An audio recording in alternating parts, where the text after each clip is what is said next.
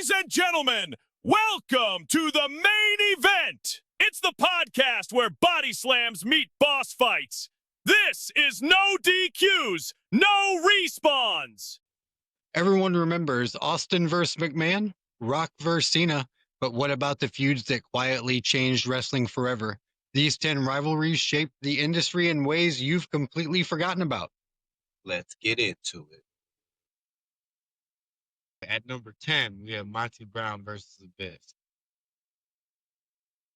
So, I don't know. Do you remember a lot about this one, Josh? You know, it was a good feud. It was early TNA 2004, 2005. A lot of their matches came December, January. Turning Point, Final Resolution. It really, I feel like, made Monty Brown a star in this feud. Yeah, I think that this was kind of like some of like the earliest stuff I've seen of Monty Brown. I was like, man, like it's crazy, like it. Looking back at it, like the ball was really dropped with him. You know what I mean? Like It was, yeah. he could have been a star. He could have. And I mean, I can't say enough about Abyss either. Abyss was the monster at TNA for years. Yeah. And this feud really kind of showcased Monty Brown's speed and strength against Abyss's size and violence. Exactly. They had thumbtacks, tables, basically any weapon you could have thought of in this feud.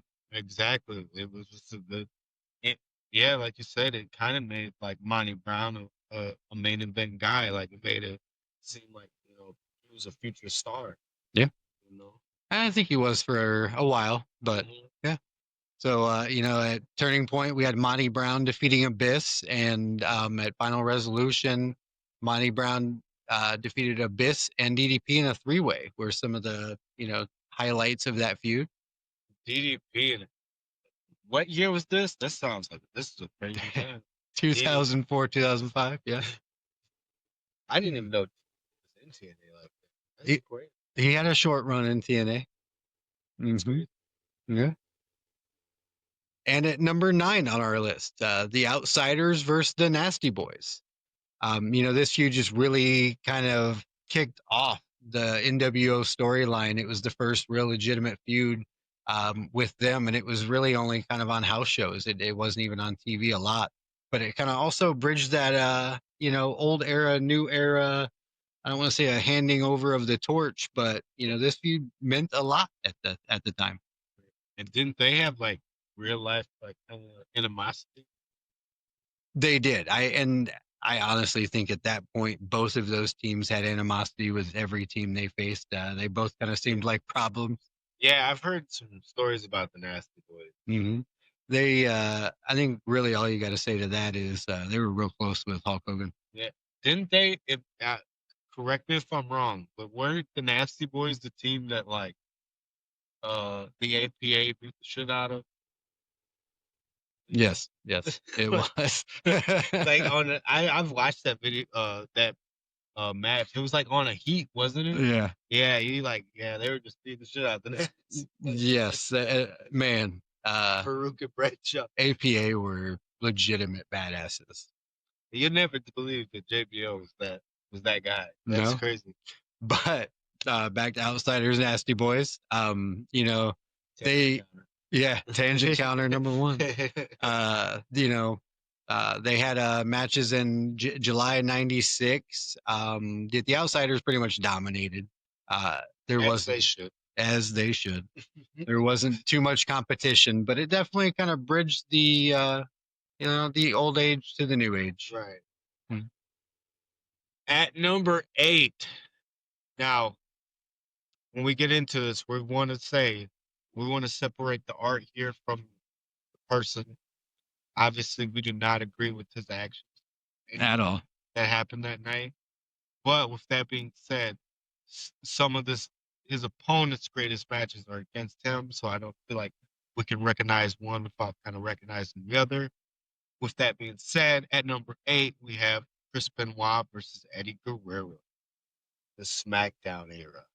And these matches were absolutely nuts. I followed both of these guys throughout all of my wrestling, fandom, and to see some of the matches that they put on over the years was absolutely great. They're like master classes. Like they were Yes. both like in-ring technicians. Like both guys knew how to work the crowd. Both guys knew how to get over and just like Yeah, they knew the intricacies of wrestling as a whole. You they know what I did. mean? Yeah. And like And being as good of friends as they were, I feel like they both had chips on their shoulders and just really kind of pushed each other, match yeah, in and match out. they had that chemistry and Yeah. like it was like almost kind of like a sibling rivalry. Like Yeah. they wanted to like put on this hell of a match. Like like they wanted to look good when they fought each other. Yeah, they really, again, just kind of pushed each other. They had, key matches at Armageddon.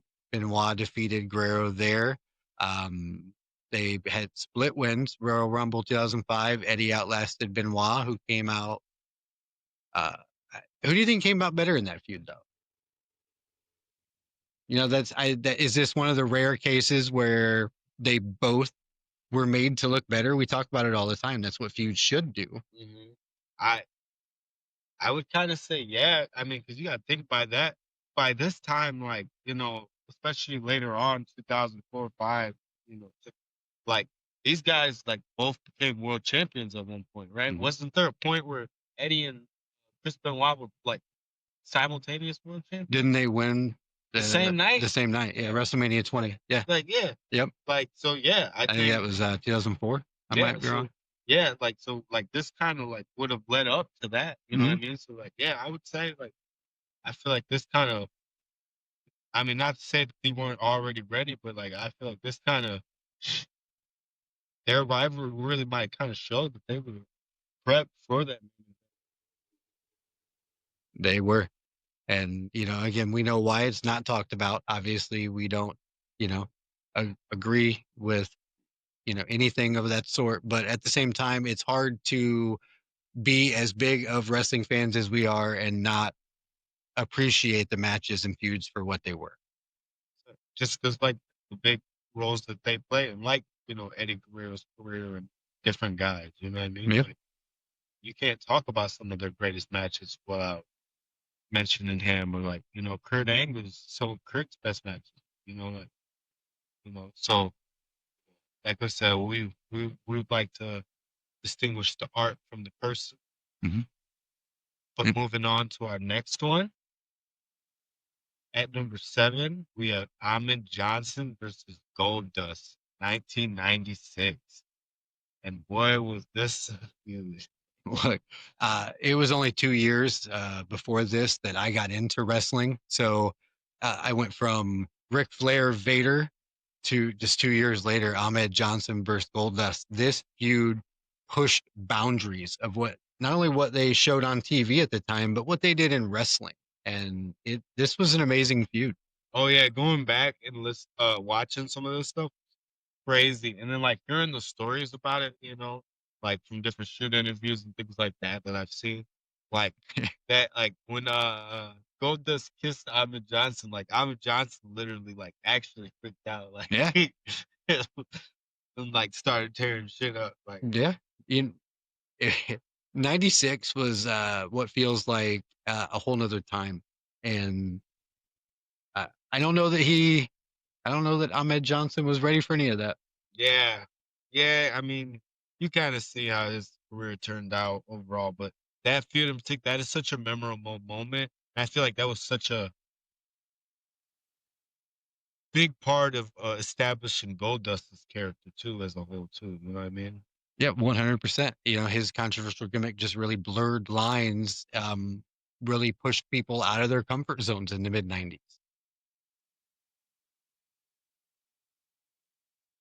But yeah, they had some key matches at King of the Ring qualifier, Raw, 1996. I'm defeated Goldust there.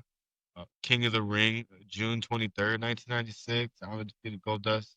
Came out better, but Ahmed Johnson looked like a breakout star, during that time. He did. And, we just talked about it, but I think this is one of those occasions that although Goldust was beaten almost every single time, just what he was able to do on TV, the character depth, the character work in general, the ring psychology. I think that put them both over very well. Yeah, and like like we were just saying, like it helped establish Goldust, the character that he played for years, for till he left for AEW, you know what I mean? Like and I mean he's not, but he's still essentially playing a version of it to this day. Yeah, exactly.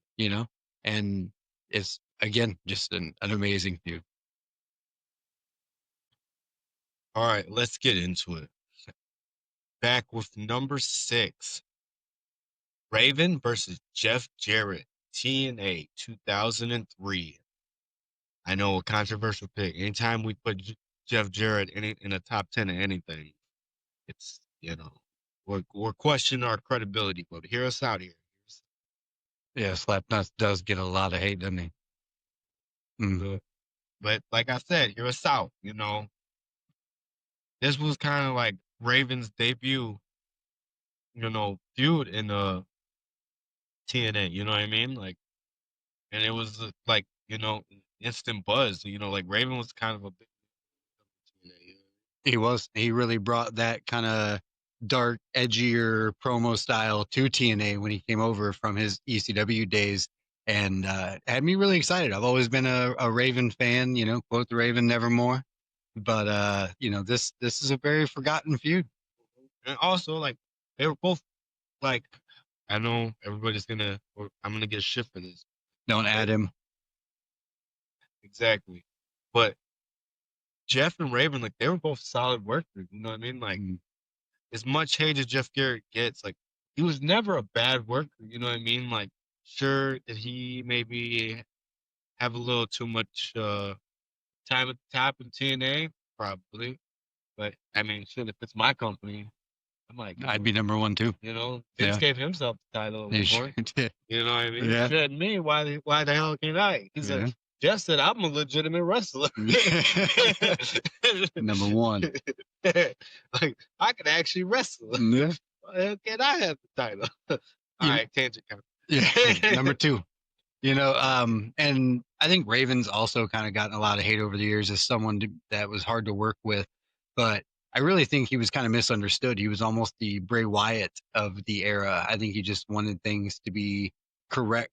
Maybe that was his way, but I think he had very like particular views on like his character and how he not necessarily perceived the character or wanted his character to be perceived. So like, which I can understand that like kind of turning into being tough to work with, but it's like I also understand Raven's point of view. Like Raven was such a particular character, like, you know what I mean? Like he has such a particular gimmick, like, and nobody knew that better than Raven. You know what I mean? He created it. Exactly. You know what I mean? So like, I get it. You know what I mean? Although I do see Stevie Richards saying he was a little bit. I don't doubt that at all. It was just must see TV in TNA. The crowds were always electric. It established Jeff Jarrett as that heel champs that fans at the time wanted to see fall. And that was the thing about, as much shit as you give Jeff Jarrett, boy, did you hate him as champion. Boy, did you want him to lose that belt. Yeah. You wanted more than anything in the world, you wanted him to lose that belt. Yeah.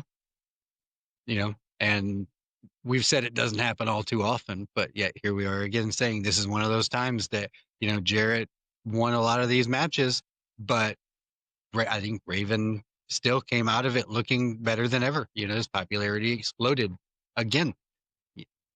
He had his heyday in ECW, WWE, and he had a pretty decent run in TNA too. Yeah, that's what he just kept resurging, he kept coming back.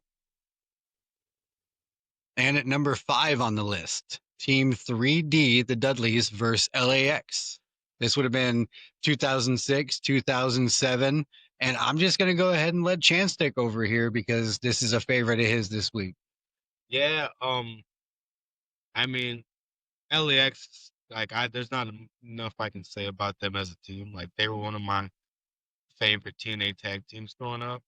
Homicide and Hernandez, they were just They're both great workers, and I feel like the Dudleys and them, like man, they were both just two hard hitting teams. You know what I mean? Like Yeah. they had rough matches. Like one of the matches I believe they had was a six sides of steel match later at one point. I want to say like Bound for Glory or something like that. Yeah. And like that was kind of match that you had to have those four guys in because like they're just all hard hitting, tough competitors. Like the Supermax Hernandez, you know what I mean? Like Homicide, Devon, and Bubba Ray, like they were all these like hardcore tough guys, you know what I mean? And like it made for some great matches. It did. This feud really balanced star power was building the future. Team 3D throughout the years, I think, has been one of the best teams in integrating the new era and making them look good in the process. In multiple locations, in multiple promotions. 100%. You know, they went from top stars in ECW to WWE to TNA to going back and like building other stars. You know Yes. Yes. You know, and you mentioned the six sides of steel earlier. Not even 6 months later, they had the electrified cage match. This feud just screamed brutality. Yeah, it was. I mean, like I said, there's not enough good things you can say about both teams. Both like two of my like all time favorite teams. So like you throw them in together, you're gonna have some banging matches. I didn't watch LAX as much as Chance did. He watched TNA more than I did, but Team 3D in particular, just consistently for decades has just put in bangers, and no matter who they were in the ring with, so I feel like they didn't have as a big run in like other promotions, but LAX and they're both tag team legends. You know what I mean? I think TNA, especially LAX, they're TNA legends, but like in their own right, like both teams are great legendary tag teams. Yeah. At number 4, we have Randy Savage versus Diamond Dallas Page, DDP, in WCW 1997. Yeah, this is one of my favorites on the list. I'm a big WWE fan, but I was a huge WCW fan growing up, and DDP didn't even really start wrestling seriously. What a dinosaur! And yeah, till he was 35, and just to see what he was able to turn into, in not only in his in-ring. You said 35? 35 years old. He was in the wrestling business, but he was a manager. He was an on-air talent, but and someone fact check me if I'm wrong, but I do believe that he didn't even really start taking wrestling as a career seriously until he was 35 years old. That's crazy. I'm sorry, I didn't mean to cut you off. No, you're good. Wild. Yeah, it is. And just to think not only what he was able to do inside the ring, but outside the ring after his career. With DDP Yoga, helping Scott Hall, Jake Roberts, but anyway, back to Randy Savage, DDP 3. But this was one of DDP's first big feuds. And, Randy Savage previously worked with all the greats, Roddy Piper, Hulk Hogan, Bundy, Warrior. He's worked with everybody. And here he is just 2 years later, putting over DDP clean. It made DDP look like a star. Heck yeah. Listen, this is definitely more of a Josh pick. I haven't seen, a whole lot of this feud, but any guy that helps contribute to Randy's overall success, I'm a root for it. And DDP, Diamond Cutter, RKO. See, tomatoes, out of nowhere. Yeah. Look, but there is no RKO without DDP. Exactly. That's what I'm saying. So anybody that contributed to Randy's success, you get a pass by me. Yeah. And this feud really just kind of pushed WCW's mid-card into a must-watch week in and week out, proving that WCW could make stars beyond the NWO. Whether they chose to or not was a whole different story. Whether they chose to push them or not is what you mean to say. Hey, you know what I mean? 100%. A lot of these guys got themselves over. You know what I mean? They did. Yeah. WCW just wasn't always interested in pushing some of it. Yeah. Whether it didn't matter if you could actually get over on WCW TV, is whether they would push you. Yeah. some of the key matches in this feud. We had Spring Stampede of '97. DDP beat Savage. The Great American Bash, Savage beat DDP. Then at Halloween Havoc, Savage again beats DDP. But again, DDP just came out looking like a star. This was his first real upper/main event feud. And for Savage to lose clean and just make DDP look like a bona fide star in the process, just really cemented DDP's legacy in the ring. Yeah, I agree. I mean, like I said, I haven't seen as much of this, but from what I have seen, both those guys, great workers. The stuff I have seen at DDP, he's one hell of a guy, especially to come back and learn that he didn't start wrestling until he was 35. See, this is where I wish we had like assistants or an actual studio where I could just kind of like look around and get an answer from somebody. What's the guy on Joe Rogan? I don't know. I don't watch Joe Rogan. But the guy who always talks to him like, yeah, check that out, guy. But yeah, Yeah, the fact check guy. Yeah. Yeah, we need one of them. Positions open. Positions open. This is an unpaid. It is, but send all inquiries to no DQs, no respawns pod at gmail.com. Now, next up at number 3. Boy, oh boy, I'm ready to get into this. Listen, you knew he was going to make the list in one way or another, Hey, if it's the top 10, if he's not in there, it's not.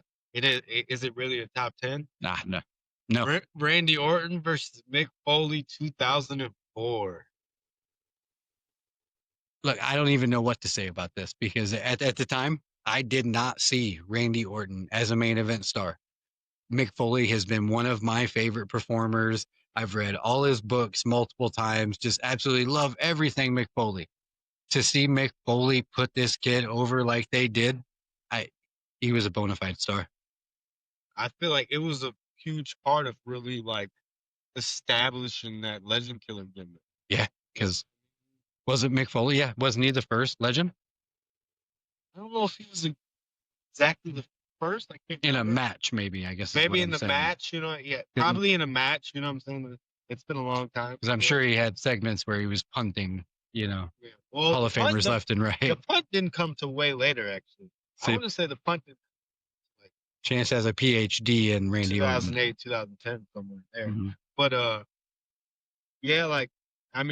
Randy was still, obviously he was already in the up and up by 2004. But I feel like Mick Foley versus Randy, it established Randy as a main event guy. It did.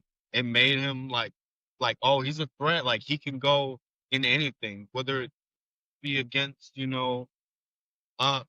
a Triple H or it be against the hardcore legend of, Mick Foley. Like he can deliver. Yeah, and he was still so young at that time too. Like to see him put on the matches he was putting on with Mick Foley, like what was it? Wasn't there isn't that the like iconic thumbtack spot where Orton takes the thumbtacks, yes, goes for like the RKO, and Foley reverses it. Yes, thumbtacks, like oof. Like it showed you like his dedication, and it was like, okay, like we see him. Like this is the guy who's gonna be around 2 decades from now, however many time world champion. You know what I mean? Now listen, as much time as you're sitting there talking about Randy Orton, I think Foley's willingness to take the punishment, the barbed wire, this late in his career, and the fact that it made it made it look like Orton was put through, both of them were put through hell to make it through that. I think it made Randy Orton look all the better. I think so, but that's kind of what I mean, though, is because it showed that Randy could hang with a guy that hardcore in that, because like that I feel like that was a big part of that feud. It was like whether Randy was willing to take it as far as Foley was willing to take it. 100%. You know what I mean? Like, yes. Because like Randy was like the pretty boy at that point. You know what I mean? Like walking around the suit. He was the pretty boy, young guy. Mm-hmm. Foley, like he gave him that edge. He did. Like, it made him like, oh, like he's dangerous. Yeah. You know what I mean? He Like made Orton a man. exactly. Like it did. It really like that feud really did. Like it kind of as far as like a main man, like Yeah. it made him a made man. Like, like it really did. It did. Seeing the Rock and Sock reunion at WrestleMania though really just added the nostalgia It to did. that. That was cool. That was Mhm. cool. I know Chance isn't a fan of the Rock and Sock connection though. Yeah, it's not my favorite. No. It's not. I would just if I was gonna put the rock with somebody, it would, hot take here. I think another key part of that feud was just the way Foley's promos just framed Orton as just like you said, as that cocky but dangerous rising heel. Just gave that rivalry real heat, and just from both sides, I think everybody did everything right all along that feud. And as big as it is, that's why it's on our list as one of the most forgotten feuds. I think so because, like, I think it kind of gave Foley some moments in his career that like I feel like maybe he didn't have earlier in his career. Yeah. You know what I mean? Mhm. And it gave him a chance to put over the young guy and like really make another star. You know what I'm saying? Mm-hmm. By kind of really by his hand. You know what I'm saying? Like obviously, Orton was kind of already on the rise, but that I feel like Orton doesn't become the Legend Killer without going against Foley. No. Like because I feel like out of all the guys he faced, like that was the biggest one, and like that was probably like the biggest triumph of that whole game. Yeah. You know what I mean? Like 100%. Some of the key matches in that feud was Evolution defeating the Rock and Sock Connection at Backlash in April. Randy Orton defeating Mick Foley. I'm sorry, the Evolution defeating the Rock was at WrestleMania 20, and Randy Orton defeating Mick Foley was at Backlash. And I think again, Foley didn't need to come out looking any better in that feud. It wasn't about him, but he still came out looking like a tough son. you did both of them. Foley didn't. I didn't make Foley look any worse. Like that. You know what I mean? Like he didn't lose any credibility by losing that. No, not at all. Wow, it did major for Orton. Huge. I don't know that Orton is where he is today without this feud. 100%. That's like I feel like that's a key feud in Orton's whole career. Yeah. Do you put that above the Triple H feud?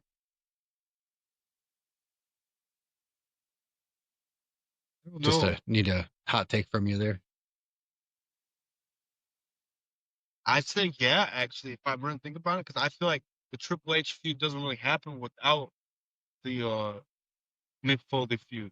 Because I feel like that obviously didn't happen right away, but I feel like that kind of played a key part in Evolution eventually turning on Orton. Trajectory of Orton's You know what I'm career. saying? Because like he was a little quicker on to the main event than they were anticipating. Mm-hmm. Like he was supposed to be the rising star in Evolution, but then it was like, oh, like he's overshining the bar. You know what I'm saying? Like, you know what I mean? So like, I feel like it was a pretty important feud to Orton's career. As much as I love the Triple H, I hated Triple H at that time with that long hair and those baggy ass suits. And at number 2 on our list, Kevin Nash, Scott Hall. This feud was kind of crazy. Showcased a lot of Hall's personal demons. Made it really uncomfortable for a lot of folks who knew, a lot of Scott Hall's past.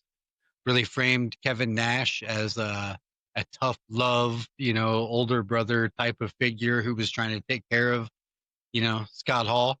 But I don't know. What do you think, Chance? I think, yeah, I've always thought this one was kind of a controversial feud. Yeah.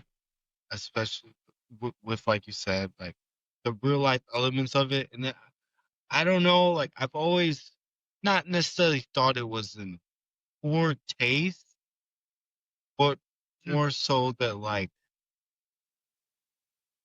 the wound was still too like, Scott Hall was still battling those demons during that time. If 100, that's at least as far as I'm aware, that's how the story goes, is that he was legitimately showing up to work this way at the time. And they were like, well, fuck it. This is how you're going to show up. We're going to put it on TV. And not that he wasn't acting in those scenes, but during those times, supposedly he was facing a lot of disciplinary action for showing up to work inebriated. Right. Which, it's unfortunate, but I think, yeah, like it was a very what's the word I'm looking for? Very like blurred the lines feud, you know what I It mean? did. Like it was hard to watch, Scott Hall like that. Some of the like you didn't really know. Yep. WWF did it along the same time. It might have been 97-ish, but they did it with Road Warrior Hawk, when he was going through alcoholism, So it can be very uncomfortable, but it had a lot of fans really emotionally invested, in Hall's struggle to, stand tall and, defeat it. The matches definitely weren't classics in any way, shape, or form, but the drama outside the ring kept fans hooked. It was a rare WCW feud where friendship was the emotional centerpiece. You didn't really get that a lot in WCW. Right, right. Yeah, because I mean, like it was about, two best friends. I mean, Kevin Nash and Scott Hall. I mean, those are two names that are synonymous with each other in the wrestling business. You know what I mean? Yeah, it sure is. They kind of at the same time revolutionized the industry together. So, they have a huge history. 100%. I mean, yeah. So like I think it definitely deserves this spot on the list, for those reasons and like because it was such a like, forgotten but like memorable feud, you know what I mean? Like Yeah, it's not the first thing you think about when you talk about Scott Hall and his career, but man, like it is definitely a talking point. it is. Some of the key matches they had were Super Bowl IX. Nash defeated Hall. They had a lot of confrontations on Nitro and Thunder. Um, I think Kevin Nash definitely came out a lot better in that feud. I don't see any way you say that Scott Hall came out looking even okay, but Nash came out looking very dominant. I think it helped Nash or not Nash, Hall win some sympathy with fans, but like I don't think it helped him at all by any means, really. But at the same time, I feel like a lot of that was WCW trying to punish him for, you know, his actions too. Yeah, 100%. And on to our last feud, number one, JBL versus Eddie Guerrero. This feud really, and I was really upset at the time to see JBL in the main event scene. I didn't believe in the, you know, Wall Street cowboy gimmick and just wanted him to go back to, APA Bradshaw. But this feud really cemented his legacy and kind of pushed him toward that main event scene. Um, it was an amazing feud, but when is Eddie not involved in one? 100%. I think that's kind of why he made this list twice. I mean, Eddie put on some classics with JBL, and I think it established JBL as this like dastardly heel. You know Yeah. what I mean? Like I get like you said, you weren't the biggest fan of the JBL character, but man, was he not a heel to hate? He was. When he became champion, you just I didn't. He was basically the new age $1 million man, but countrified. Yeah, like and it was such a drastic change in gimmick between Bradshaw and JBL. Like it was crazy. Mhm. Like they're like two different people. But man, it was like I as a kid, like JBL, like you said, I hated JBL. But growing up, I have such an appreciation for JBL and what he did and like how he broke through, especially so much later in his career. Like, to do it at that stage, to that level, like Yeah. because like he was champion for at one point for like over a year, wasn't it? Yeah. Like a really crazy reign. At that time, he was a very dominant champion. He was a That match at the Texas Bull Rope match at Great American Bash, created one of the most shocking title changes in history. And I think it really cemented, what you're saying. It was a very dominant run. 100%. I think, like you said, like it made JBL the heel to hate, and you had them, especially like during that time, it was a little, little controversial, but you had them like racial undertones between JBL and Eddie Guerrero, things like that. You know what I Yeah. mean? So they knew how to make you hate JBL, and you just wanted so bad for Eddie to climb that mountain. Oh, beat him, 100%. You know what I mean? Yeah, Eddie's fiery promos and JBL's smug arrogance really gave the feud some serious personal weight. It did, 100%. Like it felt like there was real animosity. Yeah. You know what I mean? Eddie really, and not that JBL didn't, but Eddie really knew how to give a promo. One of my favorite promos of all time is that promo with Eddie and Brock, where Eddie talks about his addiction and how he's overcome it. And yeah, Eddie, that's like one of my all-time favorite promos. Yeah, Eddie really knew how to deliver a promo. 100%. But yeah,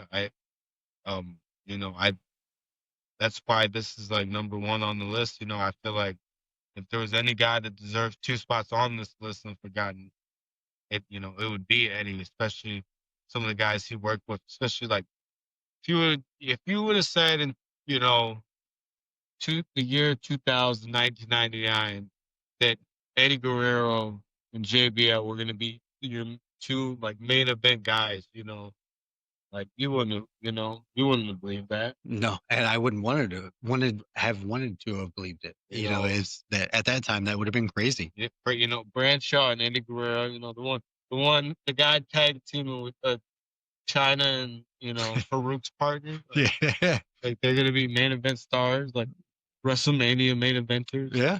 And their bloodbath at Judgment Day still to this day remains one of the bloodiest matches in history. Yeah, that was crazy. It was instantly legendary. Legendary. Mm-hmm. But yeah. It might be one of the only times, though, to me, that at the beginning of that feud, like I said, I didn't believe in JBL. And most other people, like, look, I've told you before, Randy Orton, it took me years to believe in Randy Orton as a true main eventer. But that was one feud that took JBL, in my eyes, from a mid-card tag team wrestler to a main event heel. Wrestling God. Yep.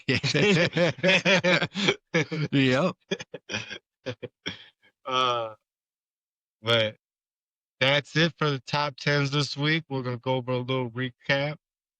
So at number 10, we had Monty Brown versus Abyss. At number 9, we had The Outsider versus the Nasty Boys. At number 8, we had Chris Benoit versus Eddie Guerrero. Number 7, we had Ahmed Johnson versus Goldust. At number 6, we had Raven versus Jeff Jarrett. At number 5, we had Team 3D versus LAX. At number 4, we had Randy Savage versus Diamond Dallas Page. At number 3, we had Randy Orton and Mick Foley. And my personal favorite. Of course. At number 2, we had Kevin Nash and Scott Hall. At number 1, we had Eddie Guerrero versus JBL. Yeah. And I think everybody should tune in next week. We're going to do our 10 wrestlers who we felt never broke that glass ceiling. Don't forget to follow us on Facebook, Instagram, X. What else is there? If it's got an icon, we've got it. YouTube, Spotify. How did I forget those? Yeah. Okay. And also, hey, if you guys got any forgotten feuds that we missed, your list, don't forget to throw it in there. Let us know what you think. Which ones did we miss? Which ones did we get wrong? Which ones did we get right? Until next time, folks. Peace.